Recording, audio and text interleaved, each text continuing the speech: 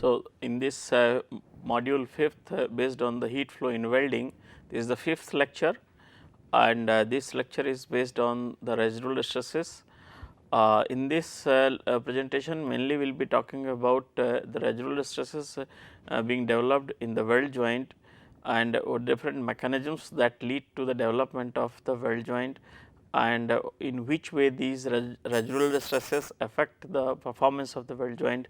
and there at the end we will try to see that how these residual stresses can and be reduced in order to avoid their adverse effect on the performance of the weld joint. So, this as far as content is concerned, this presentation will include first trying to understand that what are the residual stresses and how do they affect the performance of the weld joint, then mechanism of the residual stresses, mechanisms that lead to the development of the residual stresses, then the different types of the residual stresses and effect of the residual stresses on the development of on the performance of the weld joint, and what methods can be used for controlling the residual stresses. So, the residual stresses are basically those stresses which are present in the component which have been processed using either thermal methods or the mechanical methods without presence of the external load. So, the many components when subjected to the heat in very localized manner or the force in very localized regions to get the desired size and shape, they are subjected to the differential change in the volume, and the differential change in the volume as compared to the other locations lead to the development of those stresses which are always present even when there is no external load, and the such type of stresses are called the residual stresses. So, starting with the residual stresses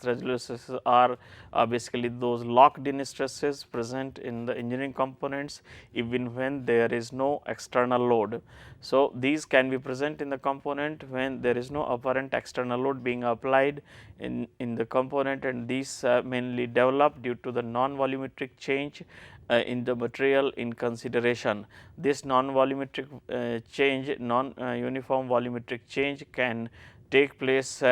during the manufacturing of the component due to the application of the heat, like in heat treatment and the welding processes and application of the forces in machining, and the mechanical deformation based approach like contour rolling, and the non uniform shrinkage in case of the castings, in the welding, and in case of the coatings. So, in these manufacturing processes, the development of the residual stresses is mainly caused by the non uniform volumetric change occurring in the different zones, and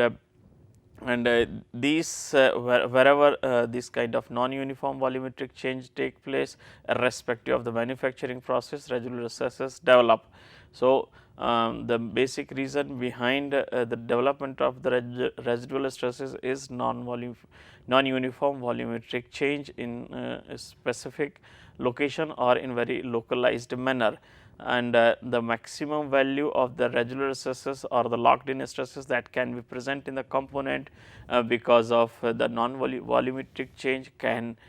be of the maximum magnitude equal to the elastic stress limit of the metal in consideration, because as soon as the residual stress magnitude becomes greater than the elastic stress limit, the plastic deformation takes place and the residual stresses are released, and therefore, the maximum value of the residual stresses does not exceed the elastic stress of the metal in consideration, because the higher stresses being developed greater than the elastic stress limit lead to the plastic deformation, and thus these stresses are released or eased out in the component where non uniform volumetric change is taking place, and thus the larger residual stresses are accommodated in and whenever the residual stress magnitude is greater than the elastic stress limit, then those are accommodated in form of the deformation and the distortion of the component. So, the left out stresses because of the non uniform volumetric change are not found greater than the elastic stress limit. Uh, Further, these residual stresses can be of either tensile type or the compressive type, depending upon the location and the type of the non-uniform volumetric change which is taking place. So, this the residual stress when it is of the tensile kind, it offers the one kind of effect, then when it is of the compressive kind. Most of the time tensile residual stresses are found to be harmful for the performance of the weld joint as compared to the compressive residual stresses, because many times compressive residual stresses are intentionally developed to enhance the performance, especially mechanical performance of the component under the normal service conditions. And these residual stresses, nature of these residual stresses can vary depending upon the situation, where how the contraction and in which sequence contraction after the heating is taking place, and how the mechanical forces are being applied in very localized manner. This non-uniform volumetric change can take place, which can lead to the development of the residual stresses due to the differential heating and cooling during the processes like welding and the heat treatment, or imposition of the differential stresses in processes like contour rolling and machining and the shot peening. Basic principle in these in the development of these residual stresses can basically be understood from this simple diagram, where say heat is being applied in a very localized manner during the welding near the fang surfaces of the base material, but the region just below the fusion boundary is also heated to the different temperature zones. If we consider these three areas, then they will be subjected to the different level of the high temperatures, and they will different level of temperatures and for the different durations. So, say considering that the location C, location B and location A, these three will be subjected to the different temperatures, for example of 1200 degree centigrade, say 1000 degree centigrade and 600 degree centigrade. So, for a unit for a given volume of the material, the metal which is being subjected to the higher temperature, it will be experiencing greater expansion as compared to the other regions which are at the lower temperature. So, because of this the differential change in the volume will be taking place because of the different weld thermal cycles being experienced by the different locations. So, say this is the weld thermal cycle for location A, this is the weld thermal cycle for location B, this is weld thermal cycle for location C. So, due to the variation in the peak temperature being experienced by these three locations, the magnitude of the residual stresses which will be which will be developed in these three locations due to the volumetric change, that is expansion and subsequently contraction, that will be different. And similarly, so this the non-uniform heating in the regions close to the fusion boundary is mainly attributed to the development of the residual stresses in the weld joint. And in addition to this, when the weld metal after the solidification and tries to shrink during the cooling from the melting point to the room temperature, so along the length shrinkage of the weld metal is restricted, and this restriction to the shrinkage of the weld metal along the length also causes the development of the residual stresses. Say this is the length of the plate over which weld has been made. So, after the development of the weld, after the development of the weld, when the weld will be cooling down to the room temperature, so this entire length L will be shrinking from say from the melting point, means from the fusion melting temperature to the room temperature. So, L alpha delta T, that is the melting point minus the room temperature. So, this will be the kind of change which should take place due to the cooling down to the room temperature from the melting point. So, for a unit length, if we see the kind of change in dimension which take place due to the reduction in temperature from the melting point to the room temperature, that should be the delta L by L. So, this will give the kind of a strain multiplied by alpha delta alpha into the delta T, we can say, to the difference in the melting point and the room temperature. So, for given material delta T will be fixed, alpha is the expansion coefficient. So, if we consider here case of the steel, then after the welding the weld joint should shrink by certain magnitude. As a thumb rule, weld joint should shrink is expected to shrink by a length of 1 mm for per unit for per meter length of the weld. But since the weld joint is firmly connected with the base material, so this kind of shrinkage is restricted, and this kind of restriction on the shrinkage of the weld metal leads to the development of the tensile residual stresses in the weld joint invariably. So, one of the main reasons behind this development of the stresses is non-uniform expansion and the contraction in the weld joint due to the differential heating and cooling. Similarly, we can consider the case of the mechanical forces where a plane strip is subjected to the very localized deformation using the contour rolling, and this kind of deformation is taking place like this only at the surface. So, say this fiber having length L is subjected to the increase in length of this much. So, this increase in length will be very localized in the near surface layers only. So, this localized increase in length of the surface layers by say delta L, that is the increase in length which has taken place from the length L. So, this will be leading to the forced expansion by the delta L divided by L. So, this is the kind of strain which has been induced by the contour rolling. So, near the surface will have the plastic deformation zone, and below the surface regions will have the elastic deformation zone. So, elastic deformation zone will tend to come back to the original size and shape, but since it is rigidly attached with the plastically deformed zone and the base material. So, this coming back to the original size will be restricted. So, this elastic deformation frequently lead to the development of the compressive residual stresses near the surface layer, and because of this short pinning and the contour rolling are the commonly used methods for developing the compressive residual stresses at the surface. So, whenever there is a very localized heating or cooling or the application of the localized application of the forces to cause the localized deformation near the surface layers, these things frequently cause the development of the residual stresses. So, depending upon the case, the surface deformation can be applied intentionally in order to develop the desired type of the residual stresses in desired magnitude. Basically, this approach is used for developing the compressive residual stresses in the component, so as to enhance the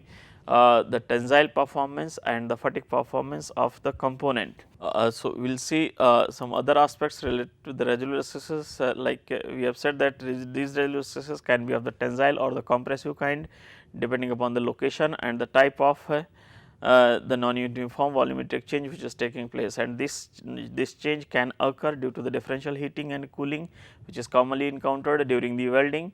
or it can be due to the differential stresses experienced by the material during the localized deformation processes like contour rolling, machining and the short pinning. Residual stresses in the weld joint primarily occur due to the differential weld thermal cycle, that is the heating, peak temperature and the cooling at the moment during the welding, and this is experienced by the weld metal and the region close to the fusion boundary. We know that the residual stresses, the different zones in the weld region and near the fusion boundary are subjected to the different weld thermal cycles, and because of this different presence of different weld thermal cycles, the differential expansion and contraction takes place in the different zones, and these differential expansion and contraction result in the development of the residual stresses in the weld joint. The type and the magnitude of the residual stresses can vary continuously during the different stages of the welding, that is heating and cooling. For example, when the heat is applied, the material around material which is subjected to the application of heat tends to, because of the heating, tends to expand, but its expansion is restricted by the surrounding low temperature metal, and because of this compressive residual stresses are developed in the initial stage. Once the material is brought to the molten state, any kind of resistance to the expansion is reduced to the 0, and the residual stresses in the weld region or in the molten zone becomes 0, but all the areas which are still in the solid state and has been subjected to the high temperature, they will be under the compressive residual stress state. Subsequently, on cooling, initially the contraction is allowed in the cooling phase, but when the surrounding material tends to strengthen, this contraction is not permitted, and that is why at the end some amount of the contraction which should take place is not permitted, and this leads to the locking of the some strain in the welded joint, and this locked in strain in the welded joint after cooling down to the room temperature frequently leads to the development of the tensile residual stresses. So, this is what will be explained in the sequence, that during the welding, when the heat is applied, primarily compressive residual stresses are developed due to the thermal expansion of the base material being heated for the melting purpose, and the same but this expansion is restricted by the low temperature surrounding base material. After attaining the peak temperature, compressive residual stresses decrease gradually because of the softening of the material. So, the magnitude of the compressive residual stress will increase until the material all around the zone which is being heated is at low temperature, and putting in lot of restriction to the expansion. But once the material is softened, then resistance to the expansion is reduced, and this in turn results in the reduction in compressive residual stresses. So, during the heating phase, first the magnitude of the compressive residual stress will be increasing to the maximum value, and thereafter it starts decreasing due to the softening of the material. The compressive residual stresses near the fanning surfaces eventually reduce to the 0 value as soon as melting starts. In the cooling phase, the reverse trend is observed. On cooling phase, initially during the cooling, the shrinkage starts, and the compressive residual stresses tensile residual stresses start to develop in the cooling phase, and this magnitude of these residual stresses will continue to increase until the material tend to become strong enough. So, during the cooling, as the metal starts to shrink, the tensile residual stresses develop, and these residual stresses will be developing only when the shrinkage is not allowed, either due to the metallic continuity or constraint from the job clamping, and the magnitude of these residual stresses will keep on increasing until the room temperature is attained. So, many times we find that effect of the residual stresses is maximum when the job is cooled down to the room temperature conditions. In general, greater is the degree of the constraint, higher will be the value of the residual stresses. Say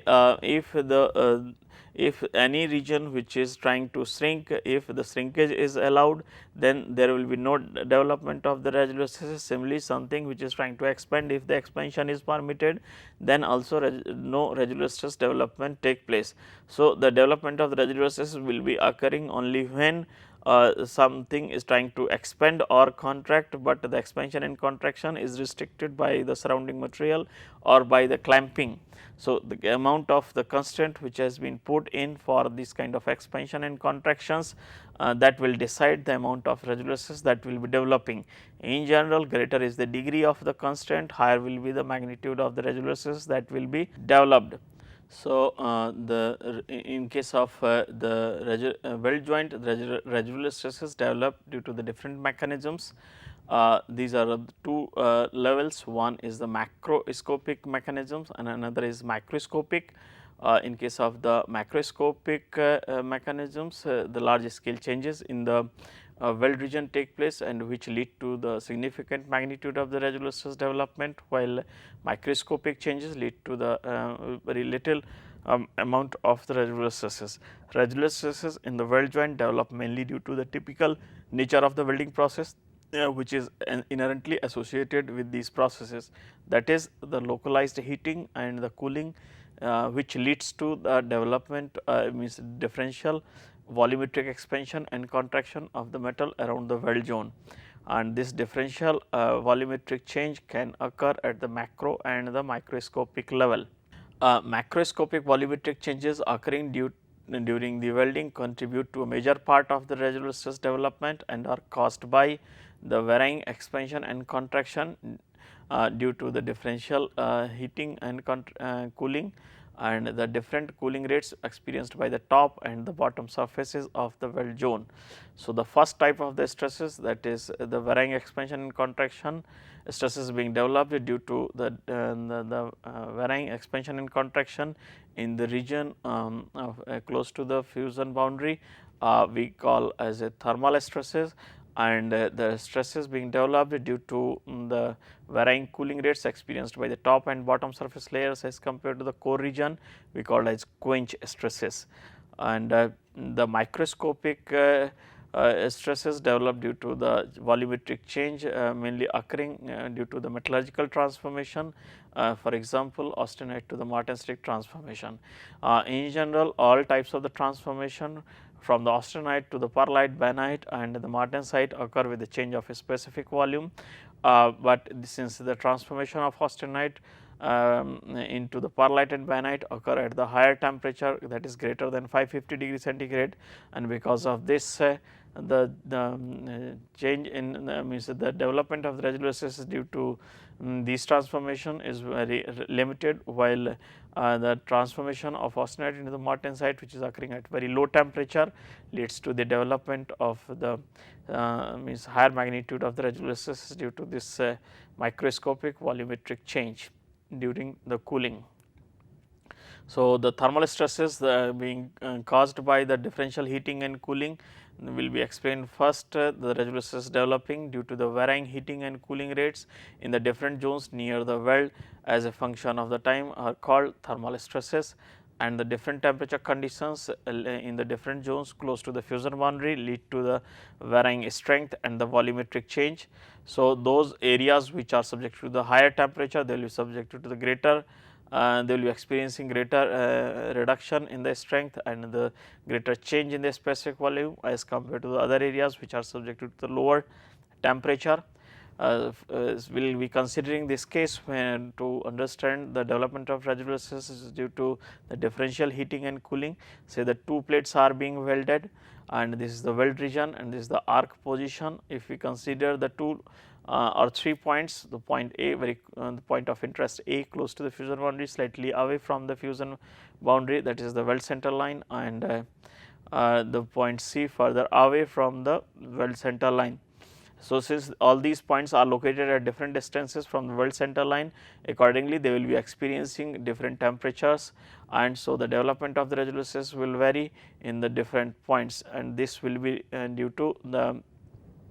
different weld thermal cycles which will be experienced by them during the welding. So, the variation in the temperature and the residual stresses due to the movement of the heat source along the weld center line for these situations will be explained in the next slide. Here this is a very simple diagram which combines the effect of the temperature rise during the welding of a particular location in terms of the stresses and strain that are developed. Suppose in the initial stage when we start applying heat to a particular location, temperature starts to begin. As soon as temperature reaches to the higher level, thermal expansion of the material starts. So, here we can see this axis in you can say x axis in the right side showing the temperature variation, and this the vertical axis shows the temperature stress variation. So, above this the x axis, this horizontal line, we have the positive stresses that are tensile residual stresses, and below this it will be the compressive residual stresses. So, this particular line 1, 2, 3, 4 indicates a variation in temperature versus the stress relationship, since this stress line is in the compressive stress zone. So, we will be showing the relationship between the temperature and the compressive stress variation, especially during the heating phase. So, this 1, 3, 4, 5 this kind of variation is indicating the stress variation, residual stress variation due to the expansion in the heating phase. And when the temperature means during the cooling phase, temperature starts to decrease. So, the temperature will be decreasing gradually, and the stresses after reducing to certain magnitude, the stress starts become tensile in nature. So this if you see this half of means right side half of this diagram, that is means right side of this vertical line, then this shows the stress versus temperature relationship. On the other hand, the left side of this diagram or left side of this vertical line shows the relationship between the stress and the temperature and the strain. So, here the point 1 is corresponding to the 1 temperature, point 2 is corresponding to the point 2 temperature, and the strain corresponding to 3 is the temperature corresponding to 3. So, here this side diagram shows the relationship between the temperature variation and the corresponding the strain values. So, if we see the stress versus strain relationship as a function of temperature, this side. So, if we start in the heating phase, the temperature will be increasing linearly, but the stress will be increasing non-linearly. Temperature will be increasing gradually, but the stresses will be increasing non-linearly. They will be reaching maximum up to the point 2, then they will start decreasing gradually. To understand this variation in the stress during the heating phase, it is important to see that the how temperature increase will be leading to the strain in the metal during the heating phase. We know that when heat is applied, material all around the zone which is being heated will be experiencing the expansion due to the increase in temperature, and if that expansion is restricted, then compressive stresses start to develop. So, in the first zone, when the heating is taking place, temperature starts increasing, and the compressive strain will be increasing continuously till the point 2. And thereafter, after this the strain magnitude starts decreasing because of the softening of the material. So, this is the portion where expansion takes place, but the softening is not that significant, and because of this compressive strain keep on increasing up to the point 2, and similarly the compressive stresses keep on increasing until the point 2 is achieved, and after reaching to the point 2 stage, softening in the material starts, and therefore, the compressive strain magnitude starts decreasing and it becomes 0 here. Near the 3 it is very small in magnitude, and at the 4 it becomes 0. So, 0 is the position when the temperature becomes so high corresponding to the 4 that the melting starts, and the molten metal cannot offer any resistance or any force for expansion to occur, and because of this compressive strain magnitude becomes 0. And so, this is the heating phase, and when the cooling starts, during the cooling, first the temperature will be decreasing from the point 4 to 5, and during this since the material is still in the hot molten condition. So, there will be simple reduction in temperature without any strain. So, here we can see 4 to 5 is simple along the same line, because no resistance will be offered by the high temperature material at high temp because it is of the low strength and of the high ductility. So, it will not offer any major resistance for the contraction. So, because of the reduction in temperature, there will be minor contraction, and as the cooling continues with the reduction in temperature, material starts gaining strength. So, as soon as material starts gaining strength, further contraction is not permitted, and because of this when the contraction because of the reduction in temperature, material tends to contract, but this contraction is not allowed because of the strengthening of the material, and because of this this contraction material this is how the contraction will be occurring, means the contraction will be occurring gradually, and then even when the material reaches even after reaching of the material to the room temperature, some strain is left. So, this is the amount of the strain which is left in the material even after reaching to the room temperature, and we can see here during the cooling phase we get the tensile strain which is locked in, and here in the during the heating phase we got the compressive strain. So, on cooling down to the room temperature we find that there is some locked in tensile strain left in the weld joint, and this locked in tensile strain left in the weld joint results in the presence of the locked in tensile residual stress corresponding to the 0.6. So, if we see here greater is the greater is the elastic stress limit of the material, greater will be the magnitude of the locked in strain which will be left in the material. So, greater will be the magnitude of the residual stresses which will be left at the end of the welding. So, this diagram simply shows the relationship between the temperature variation and its effect on the stress and strain variation during the welding. This diagram further shows that how residual stresses vary during the welding. If we consider one you can say there are 3 or 4 5 different zones. The zone E, we say this is zone E which has already been welded long before and it has been cooled down to the room temperature and temperature is largely uniform. The D is somewhat still at higher temperature, and C is close to the weld pool, and this is the weld pool, and this is just ahead of the weld pool which is going to be melted, and the region A is further away from the weld pool. So, still it is at the room temperature. So, corresponding variation in the stresses and the temperature is shown in these two diagrams. So, if you start seeing that A having no stresses and the temperature is largely uniform, but if we take up the location B which is just close to the fusion boundary or the weld pool, we can see there is a sharp temperature gradient. Here it is like this, and if we take up this region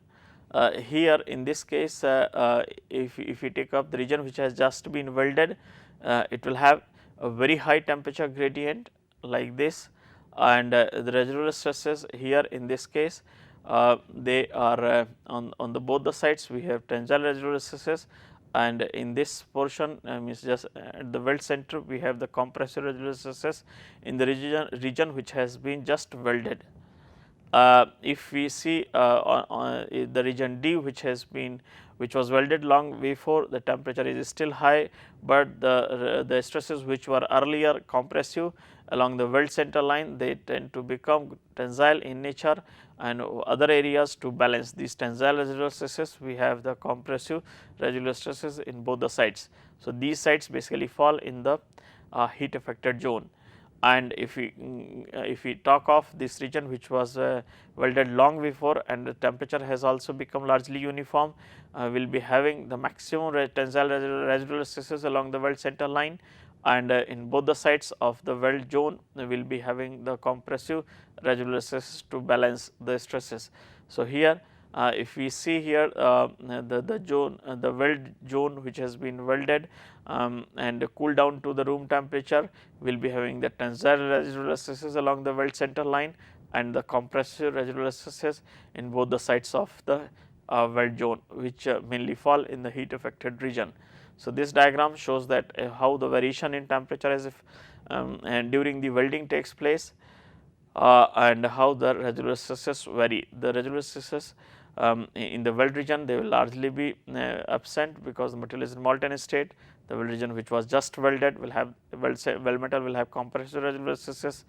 and just after the welding it will have the tensile residual stresses, and long after the welding it will have means on cooling down to the room temperature it will have the tensile residual stresses. So, here there will be shift in from the compressive residual stresses in the weld region just after the welding to the significant tensile residual stresses after the welding when cooling when the weld joint cools down to the room temperature.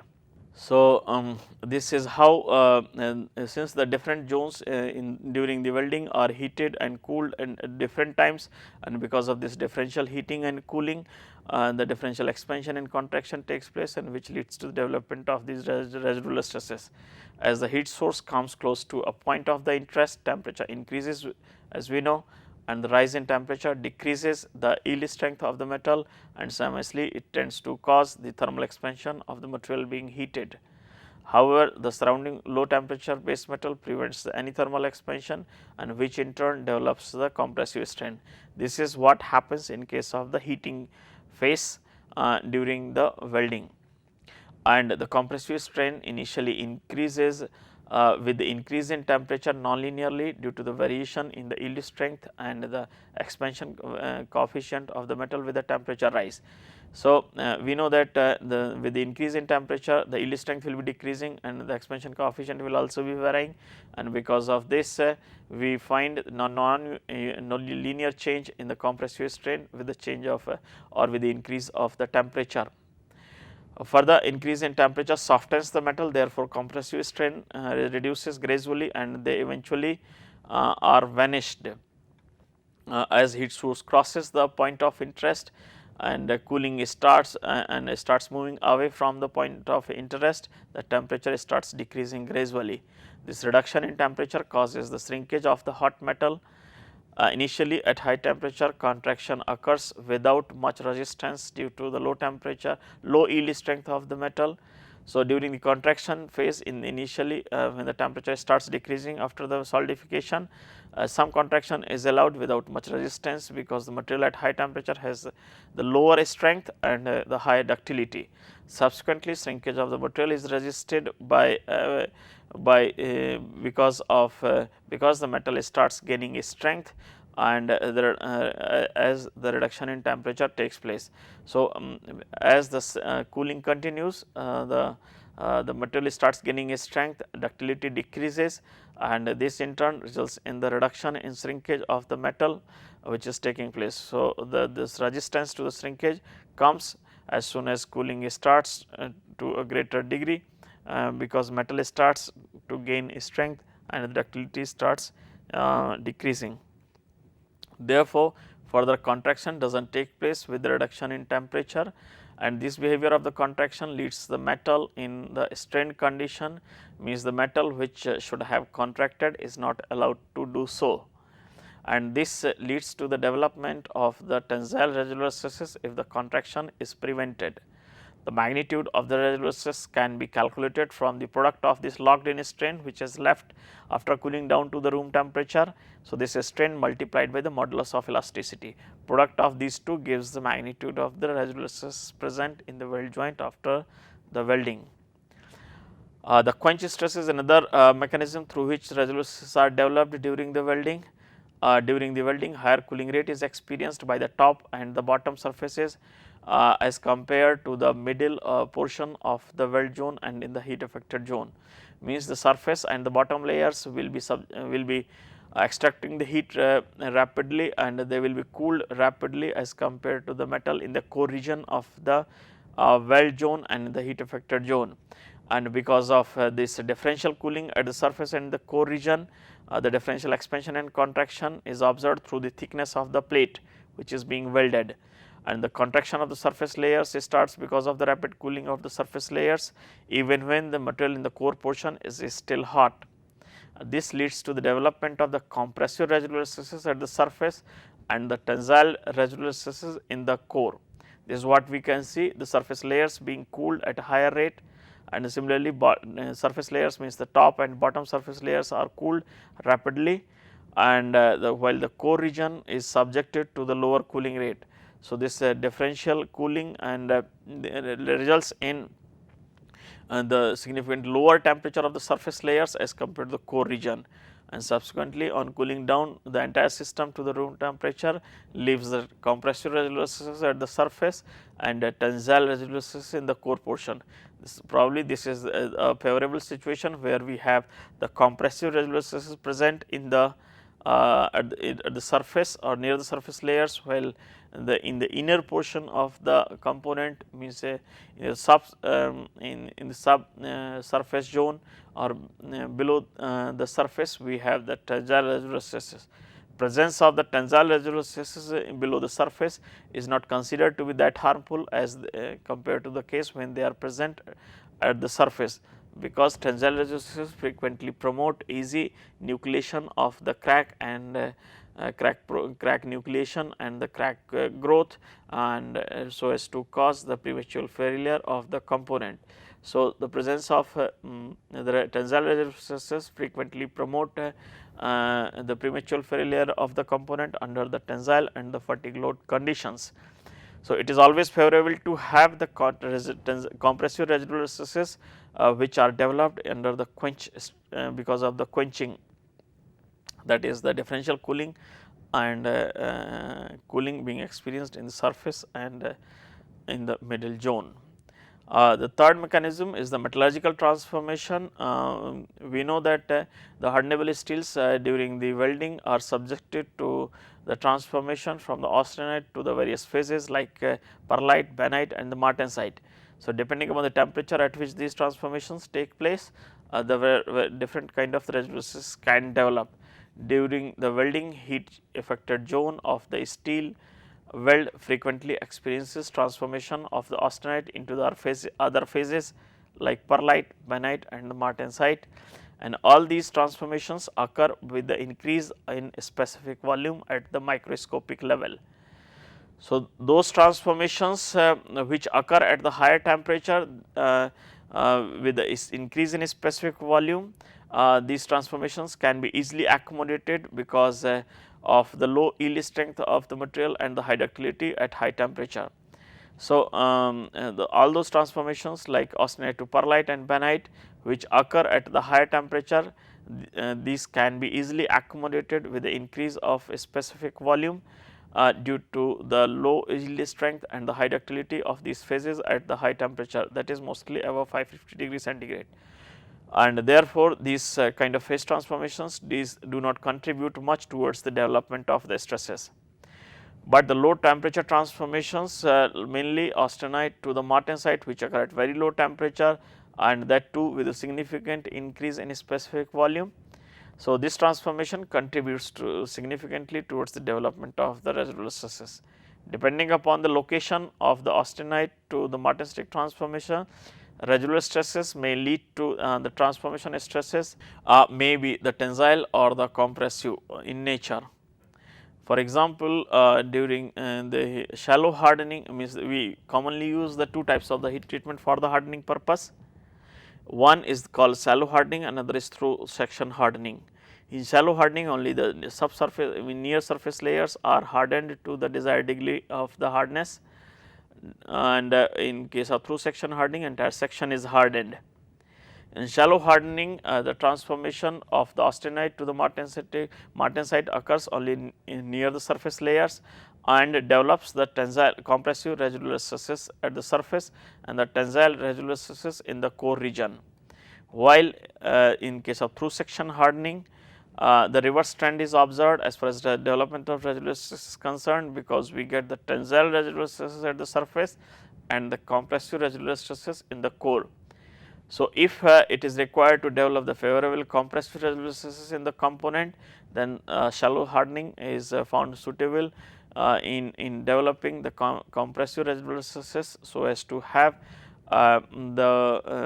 these stresses which are commonly used for enhancing the tensile performance and the fatigue performance of the component during the service,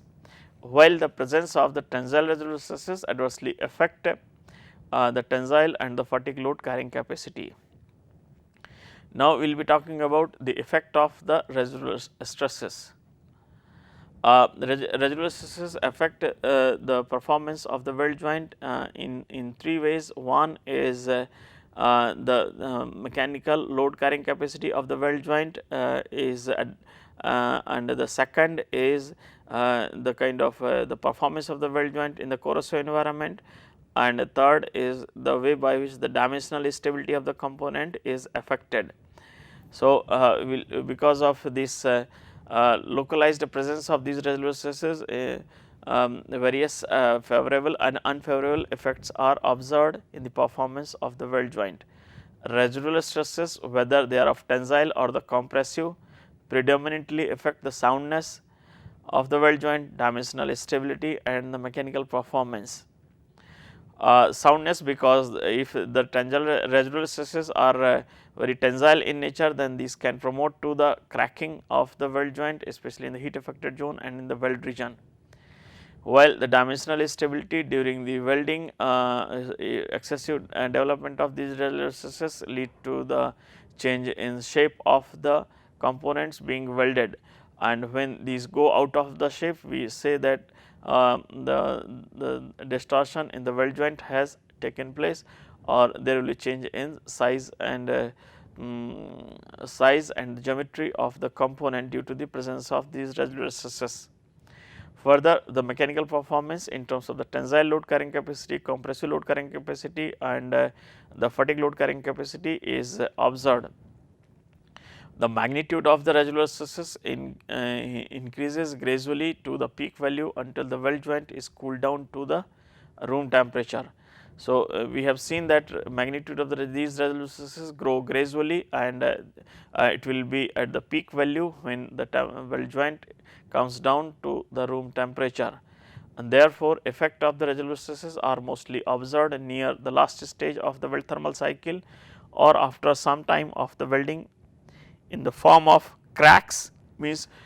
since we get the maximum magnitude of the residual stresses only after cooling down to the room temperature or at the last stage of the weld thermal cycle. So, these adverse effects of the residual stresses can be observed in form of the cracks. These cracks can be can occur at the high temperature, accordingly they are called hot cracks, or they can occur near the heat affected zone, in the heat affected zone just below the weld fusion boundary, and due to the decohesion of the inclusions, these are termed as lamellar tearing, and the development of the cracks after some time of the welding due to the presence of the tensile residual stresses and the hard and very brittle microstructure in the weld joint, which have been made under very restrained conditions, and the distortion. The weld joints can go out of the shape when there is a significant magnitude of the residual stresses developed during the welding, and this out of shape weld joints can be in form of the longitudinal distortion, angular distortion and the transverse distortion, and there can be reduction in the mechanical performance of the weld joint. This reduction in performance of the weld joint can be in form of the reduced tensile load carrying capacity and the reduced fatigue load carrying capacity. So, effect of these residual stresses in detail will be and will be discussed in the next presentation. Now, I would like to summarize this presentation. In this presentation, mainly we have tried to understand the residual stresses, the mechanisms that lead to the development of the residual stresses, and what are the important effects of these residual stresses on the performance of the weld joint. Thank you for your attention.